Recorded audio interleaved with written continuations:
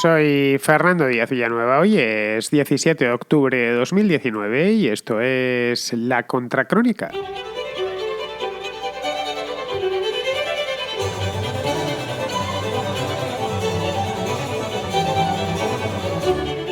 Ayer, por tercer día consecutivo, se registraron incidentes violentos en Barcelona y en otras ciudades de Cataluña. La movilización empezó el mismo lunes, según se hizo pública la sentencia del procés, y tuvo aquel día, este lunes, como punto álgido la ocupación del aeropuerto del Prat. Se pensó en un primer momento que de ahí no iban a pasar, pero sí que lo han hecho. ¿Y de qué manera? Espoleados por el presidente de la Generalitat, por Quim Torra, grupos de manifestantes muy radicales se envalentonaron el miércoles y también ayer y sembraron el caos en el centro de Barcelona, levantando barricadas y quemando contenedores de basura. Esto fue el martes por la noche. Bien, ayer miércoles, también por la noche, elevaron la apuesta. Durante el día se habían manifestado, cortando algunas vías de comunicación, y ya de noche, elevaron la apuesta incendiando automóviles en las calles de Barcelona, mientras en otras ciudades de Cataluña, como Tarragona, como Reus, como Manresa, como la propia Lérida, donde se llegó a incendiar una sucursal de una delegación de Hacienda, pues se dedicaban también a poner sitio a las comisarías de policía, etc. Todo hemos tenido ocasión de verlo a través de la televisión o de las redes sociales. Bien, ante semejante situación, Pedro Sánchez compareció ayer mismo por la noche para pedir moderación y llamar a la calma. Como era de esperar, nadie le escuchó, en Cataluña por lo menos, empezando por el propio Quim Torra, que poco después él compareció también, pero para echar la culpa de los disturbios a unos, abrid comillas, infiltrados, que eran los responsables, según él, de todo lo que ha sucedido en las calles catalanas en los últimos 3 días, porque según Sánchez hablaba, y el propio Torra hablaba, se recrudecían los disturbios, especialmente en Barcelona. En definitiva, que se ha llegado a una situación en que esto ya es básicamente un diálogo de besugos con un desenlace un tanto incierto.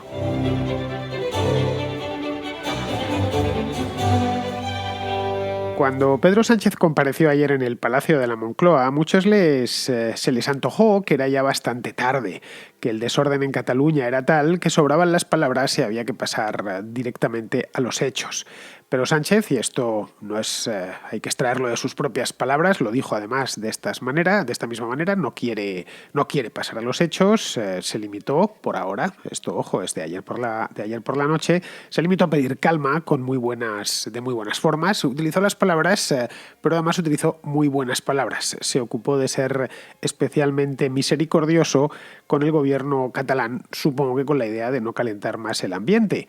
Bien, esto es lo que dijo el presidente del gobierno, a pesar de que tanto el Partido Popular como Ciudadanos, como Vox también, le habían ya solicitado previamente, desde la misma noche del martes, que se aplicase el artículo 155 de la Constitución y que de esta manera quedase suspendida la autonomía catalana, como sucedió pues hace ya justo 2 años, un poquito menos, porque fue a finales de octubre, en octubre de 2017, después de la declaración de independencia fallida, que Mariano Rajoy se vio obligado a declarar el artículo 155. Bien, es lo que le estaban pidiendo los líderes de la oposición, o en su defecto, en el caso de que no aplicase el artículo 155, le sugirieron aplicar la Ley de Seguridad Nacional. Esta es una ley relativamente nueva, quedó aprobada en el año 2015, y en principio, sobre esta ley, el gobierno central tendría la capacidad, la facultad, mejor dicho, de poner a los Mossos de Escuadra, que es la Policía de Autonomía Catalana, bajo el control del gobierno. Bien, una de las dos le ofrecieron, tanto Rivera como Santiago Abascal, como Pablo Casado, que se tenía que hacer. Es más, dijeron que si ellos estuviesen gobernando, ya lo habrían hecho. Eso está por ver. Ojo, que es muy fácil decir estas cosas desde la oposición, y otra cosa bien distinta es hacerlo cuando estás en el gobierno. Lo digo porque en la última vez que se armó en Cataluña, que fue hace relativamente poco tiempo, fue hace solo 2 años, el gobierno estaba en manos del Partido Popular y tardaron bastante en actuar. Ahora, en cambio, piden que se actúe ya desde el primer minuto. Pero bueno, el hecho es que Sánchez hizo oídos sordos a estas solicitudes de los líderes opositores. Y la verdad es que, bien mirado, tiene buenas razones para hacerlo, para hacer oídos sordos y para mantenerse a la expectativa. Me explico. Los altercados en Barcelona son obra de un grupo no muy numeroso. Ojo, esto es importante recordarlo. Si os fijáis, los que quemando contenedores, no son grandes, bueno, ayer incluso automóviles, no son grandes masas de gente, no estamos hablando de decenas o de cientos de miles de personas por las calles de Barcelona, sino grupos muy bien coordinados, eso sí. Me comentaban el otro día que tenían hasta una aplicación móvil diseñada y programada para estos fines, para organizarse a través de esta aplicación y de las redes, que van dando golpes incendiarios en este caso, por distintas partes, de tal manera que juegan al ratón y al gato con los Mossos d'Esquadra y con la Policía Nacional, que anda detrás de ellos pues tratando de poner un poco de orden en aquel desorden. Les pasa lo mismo a los bomberos, que no alcanzan, van persiguiendo los pequeños incendios que se van formando y que han creado situaciones bastante embarazosas y en algún caso peligrosas, tal y como hemos podido ver a través de las imágenes. Ayer por la noche veía un vídeo en el que un padre bajaba de una casa con su hijo pequeño en brazos porque tenía miedo de que el fuego que habían prendido en la calle, estos insensatos, ascendiese hasta las viviendas. Bien, todo esto no lo ha organizado una gran masa, lo han organizado grupos no muy numerosos, pero sí muy decididos y muy bien organizados, con un plan de ataque muy claro. Y además de eso, protegidos y amparados por el gobierno regional. Sin esto no se podría entender todo lo que está sucediendo. De hecho, ayer mismo el propio Torra se apuntó encantado a un corte de la autopista P7. Esto, pues podido ver todas las imágenes con él, encantado de haberse conocido y de haber conocido a los de la manifestación, pues iba marchando junto a los manifestantes durante un tramo de autopista cortada de manera irregular. El presidente de la autonomía, una cosa que no había quien lo entendiese. Es decir, es algo simplemente inaudito, pero que según están las cosas en España, pues la verdad es que hoy por hoy nos parece hasta normal. Lo vimos y no nos llamó excesivamente la atención. Esto no sé, quizá nos lo cuentan hace 3 años o 4 o 10 y no nos lo hubiéramos creído del todo, pero hoy por hoy, ya digo, yo cuando lo vi ayer por la mañana no me extrañó. El nivel declarativo ha alcanzado ya tal temperatura por parte del gobierno catalán, a pesar de todo no ha incumplido la ley en ningún momento, pero el nivel declarativo que verle al tipo en la manifestación no me pareció extraño. De hecho, luego por la noche, como os he dicho antes, compareció formalmente ante los medios de comunicación y vino a decir que la culpa no era de los que estaban metiendo fuego a los contenedores de basura o a los vehículos, sino de unos infiltrados. No detalló ni quiénes eran, ni cuántos, ni la manera en la que estaban actuando. Se limitó a utilizar la clásica estrategia de los manifestantes, por lo general de extrema izquierda, que cuando se manifiestan y perpetran ciertas atrocidades callejeras, suelen decir que ellos no han sido, que han sido los infiltrados. Una de las añagazas habituales de las manifestaciones de toda la vida. Sorprende encontrar esto en la boca del presidente de la Generalidad. Pero bueno, el hecho es que, ya digo, estamos como estamos y estas cosas que nos hubieran sorprendido hace solo unos años, hoy nos parecen moneda corriente. ¿Por qué se ha metido en esto? Esta sería la pregunta, creo que la gran pregunta del momento actual. ¿Por qué el gobierno regional está fomentando, apoyando y promoviendo este tipo de movilizaciones callejeras tan violentas? Pues para esto hay que irse 2 años atrás. Hay que buscar un poquito en el pasado. Tras el fracaso de la anterior intentona, hace, pues eso, justo 2 años, una intentona que naufragó ante el Supremo y que tuvo consecuencias inmediatas y dramáticas para el presidente de aquel entonces de la Generalidad, de Carles Puigdemont, que tuvo que fugarse al extranjero. Y luego, posteriormente de esto, sobrevino una ruptura del bloque independentista. Hoy por hoy está escindido, el bloque independentista está escindido en 2 mitades. Por un lado, los puigdemontistas, que Torra es su principal representante, y por otro lado, más o menos, lo que vendría a ser Esquerra Republicana. No es que haya dejado Esquerra Republicana de ser independentista, pero es una cuestión de plazos. No asumen que no lo van a conseguir ahora, que tienen que esperar unos cuantos años más y que esto caerá como fruta madura. Es más, entre los líderes de Esquerra Republicana, empezando por Oriol Junqueras, se les ve que no están muy contentos, no todos, algunos se han mostrado encantadísimos por todo lo que está sucediendo, pero la mayor parte no están muy contentos con el cariz que han tomado los acontecimientos. Bien, pues al otro sector, al sector cercano al expresidente, no le quedaban muchas opciones. De hecho, si vamos a las encuestas electorales en Cataluña, vemos que en todas las encuestas al partido de Torra están dándole como perdedor, está de capa caída. si las elecciones autonómicas se celebrasen hoy, bueno, hoy no porque es jueves, pero si se celebrasen este mismo domingo, lo que nos encontramos es que los exconvergentes se saldrían del gobierno porque ganaría Esquerra, más ganaría con bastante ventaja sobre ellos. A lo sumo, en el mejor de los casos estoy hablando, que, ojo, también podrían pactar los de Esquerra con el PSOE, pero bueno, en que cosas peores se han visto, y de hecho ya pactaron en el pasado, el famoso tripartito, presidido primero por Maragall y luego posteriormente por José Montilla. Bueno, pues podrían pactar con el PSOE y apartar a Puigdemont y todo lo que le rodea y echarles a la cuneta. Entonces, ante eso, lo más a lo que pueden aspirar si hubiese elecciones mañana es a que gobernase uno de Esquerra y ellos saliesen del gobierno. Y si entran, sería como consejeros de Esquerra. Es decir, electoralmente están tocados. Eso por un lado.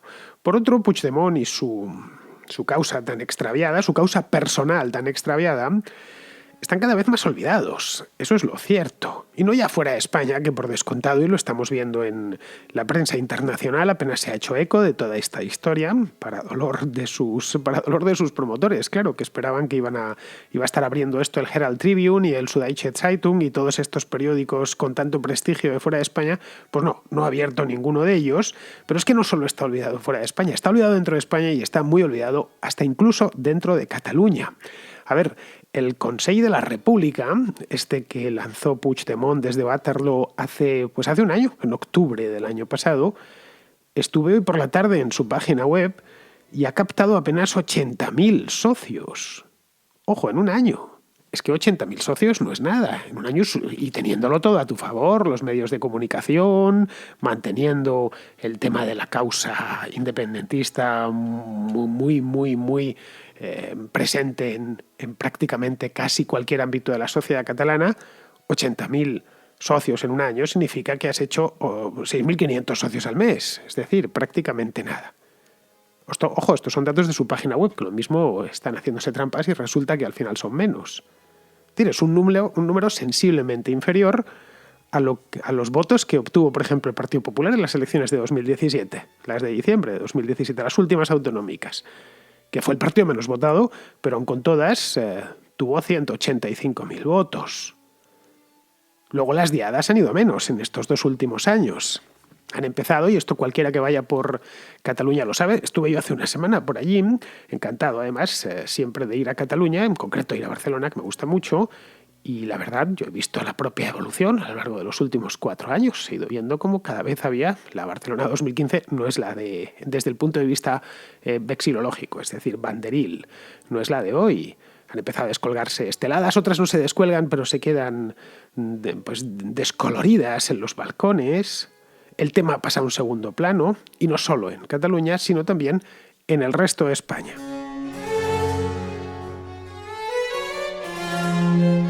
Ante semejante situación, al puigdemontismo solo le quedaba un cartucho, que era dar el do de pecho coincidiendo con la sentencia del procés que se produjo este mismo lunes. Pero claro, ¿cómo dar ese do de pecho? ¿Cómo hacerlo sin terminar entre rejas? Porque Quim Torra no tiene madera de héroe. No sé, creo que a estas alturas, después de año y medio gobernando, ya nos hemos dado cuenta.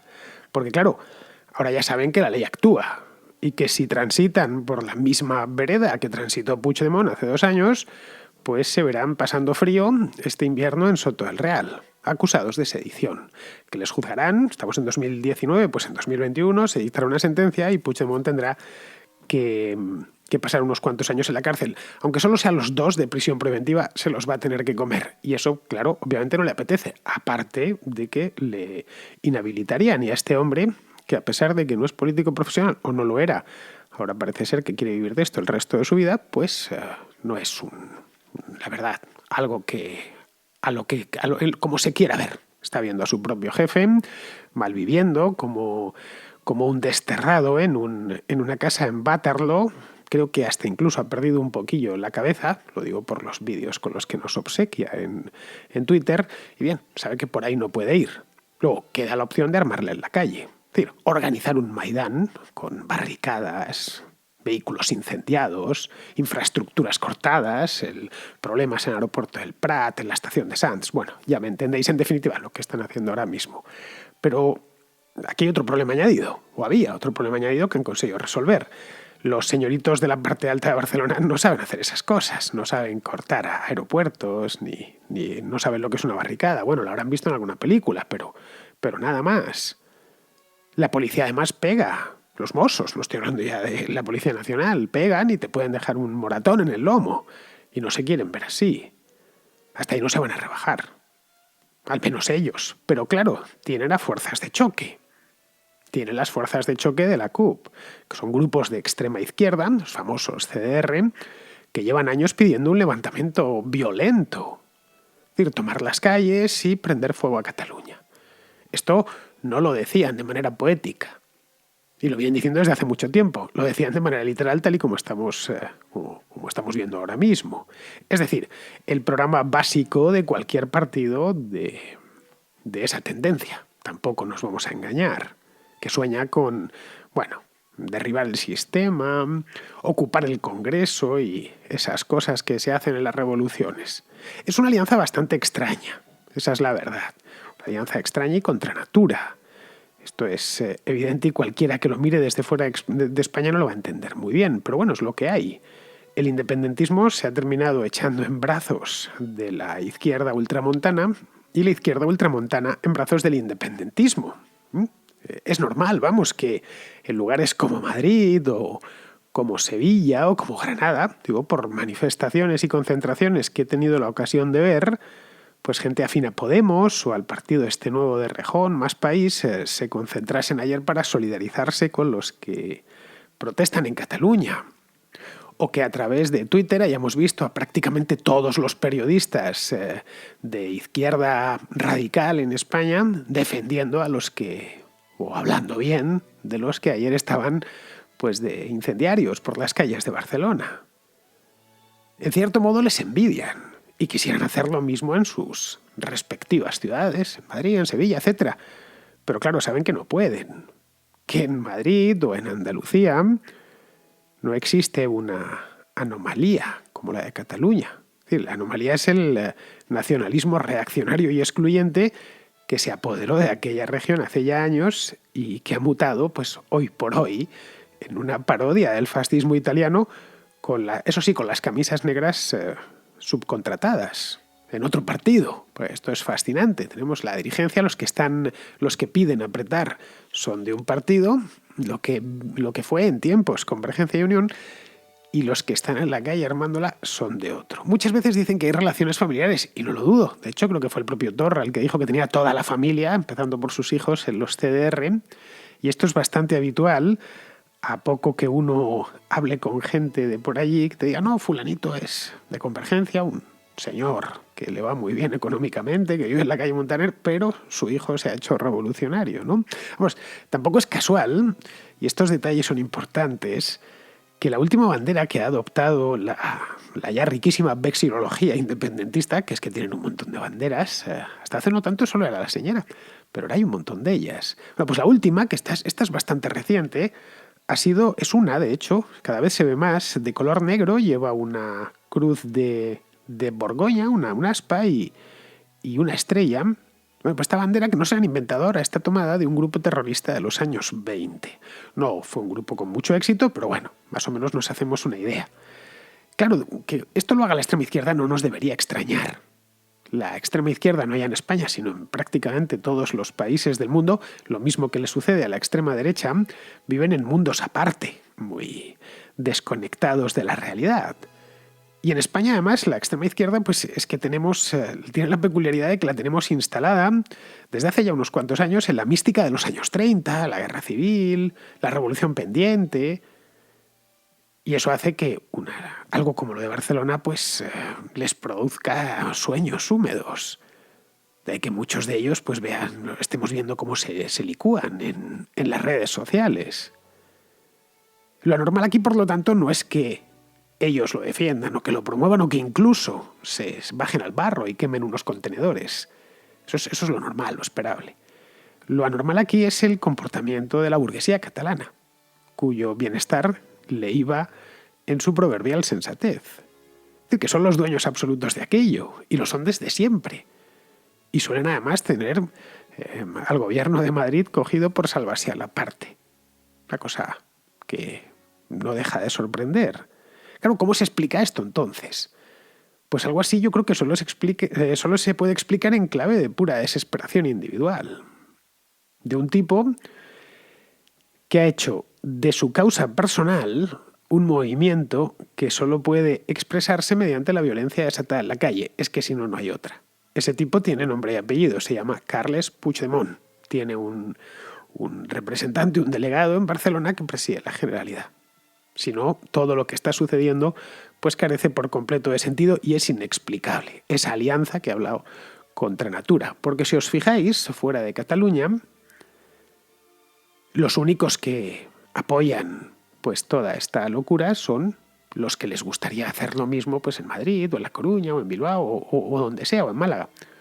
Pero dentro de Cataluña encontramos que los que están defendiendo esto y diciendo pues poco menos que es todo un ejercicio de democracia el quemarle el coche al vecino, sean estos y además los que siempre han mandado allí y los que están en el gobierno.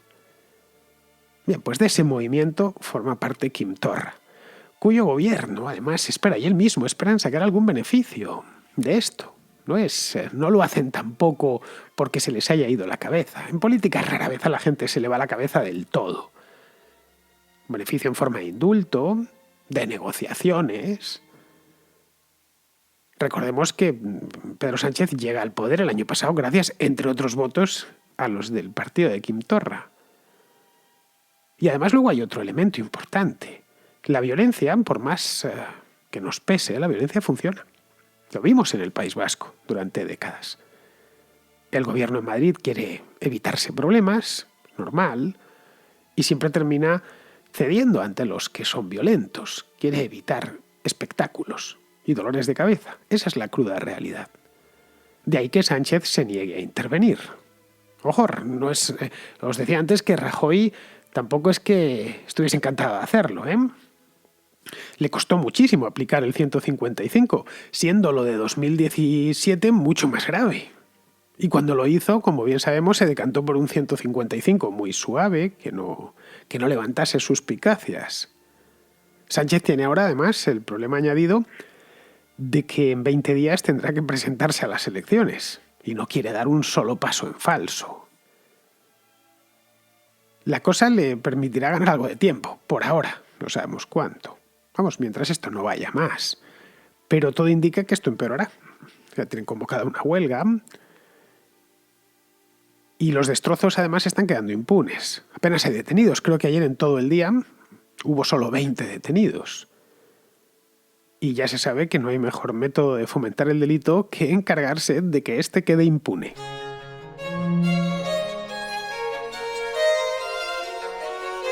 Volviendo sobre el programa de ayer y la situación en Siria, Ismael, un oyente de Tenerife, tiene un comentario al respecto. Y me gustaría realizarle una cuestión a raíz de su contracrónica respecto a las últimas novedades geopolíticas en Siria. Mi cuestión es la siguiente.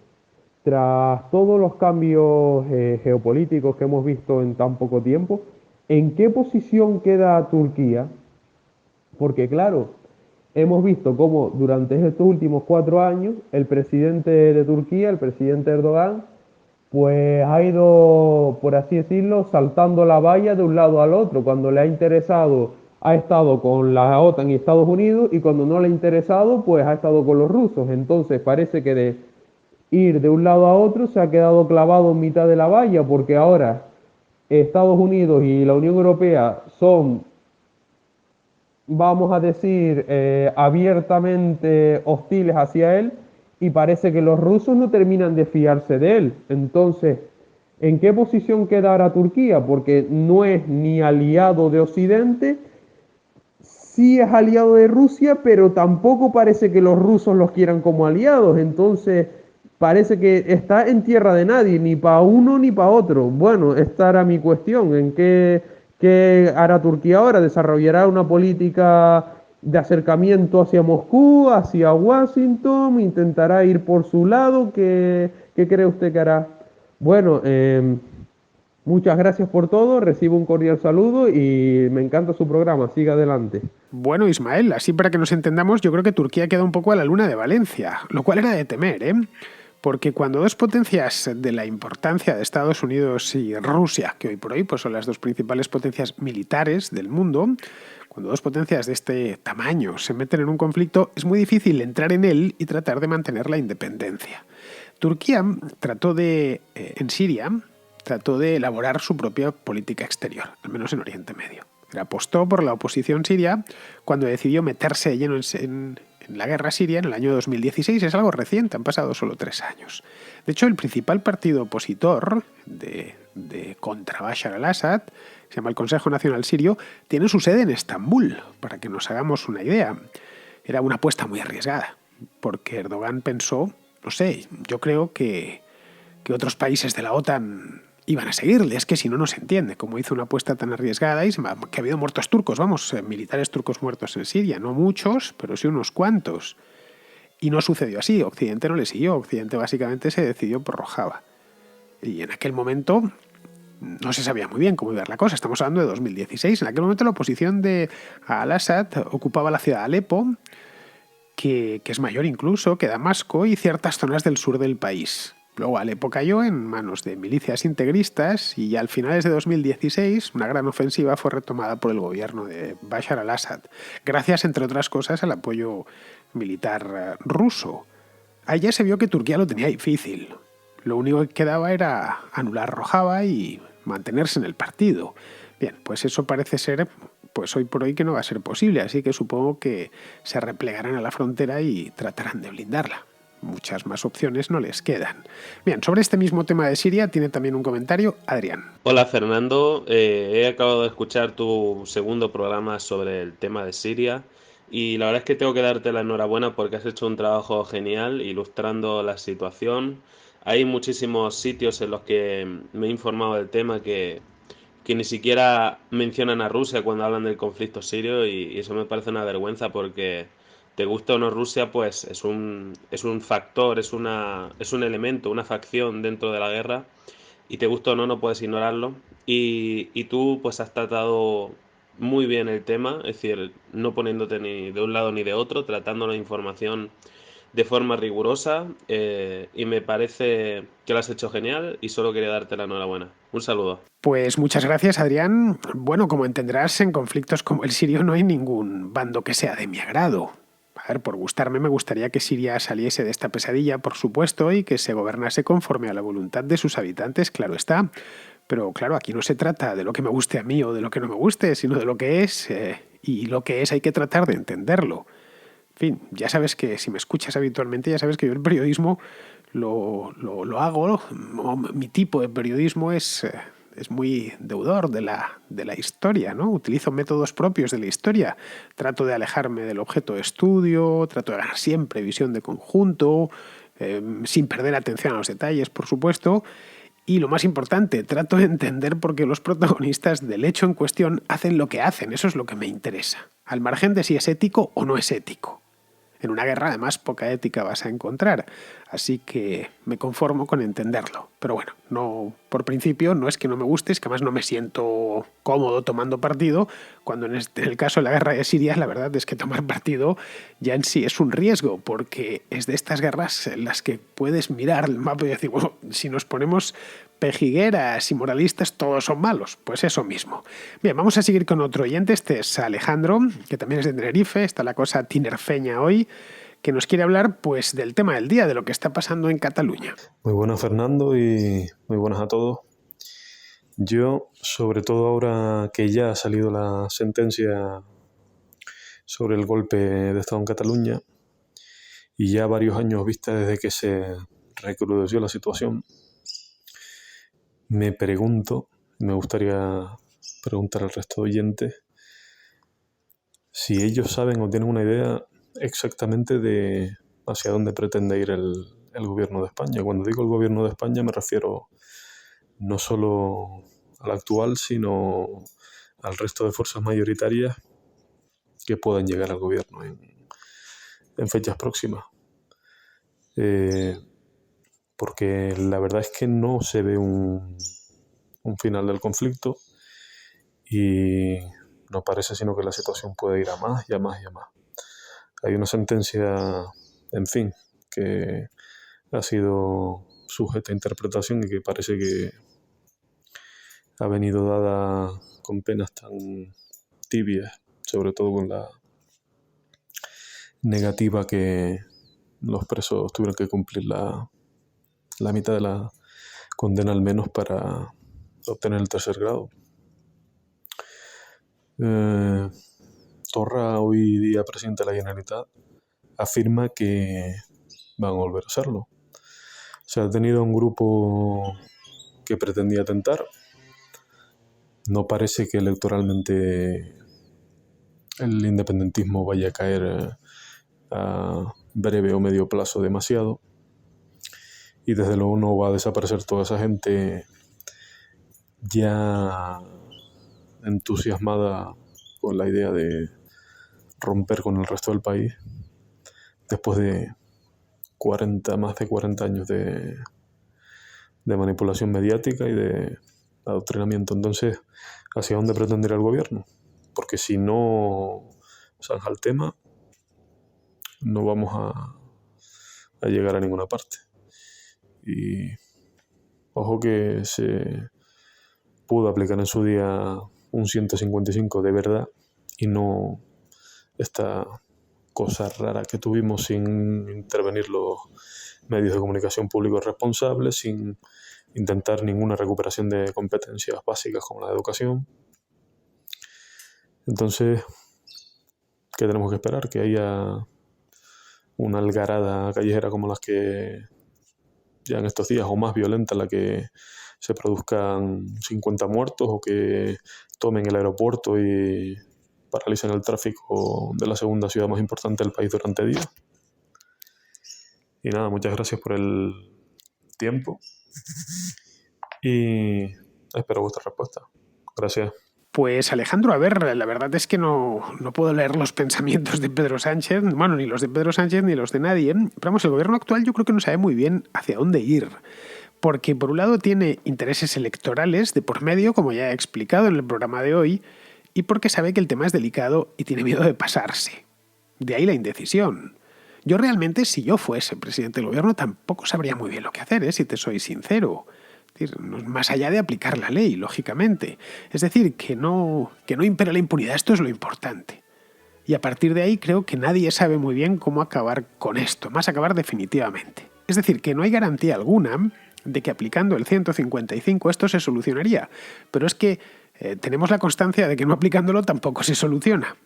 Hoy por hoy creo que es un problema irresoluble. A lo largo de la vida encuentras muchos problemas irresolubles. Simplemente muchas veces esperas a que los solucione el tiempo, pues si es que tiene solución, ¿no? Y los problemas irresolubles, como bien sabes, solo se pueden conllevar.